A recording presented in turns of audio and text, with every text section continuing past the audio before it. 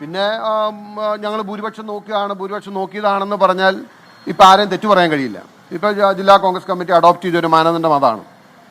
ബഹുമാനായ പ്രതിപക്ഷ നേതാവിന് ചുമതലയുണ്ടായിരുന്നതാണ് കൊച്ചിൻ കോർപ്പറേഷൻ. അതിൻ്റെ വിജയത്തിന് വേണ്ടിയിട്ട് എല്ലാ ചുക്കാനും പിടിച്ചതും എല്ലാ നേതൃത്വം നൽകിയതും എല്ലാ കാര്യങ്ങളും നിർവഹിച്ച അദ്ദേഹമാണ്. അപ്പോൾ സ്വാഭാവികമായിട്ടും അദ്ദേഹത്തിൻ്റെ അടക്കം അഭിപ്രായമുള്ള തീരുമാനമാണല്ലോ ഇവിടെ ഉണ്ടാവുക.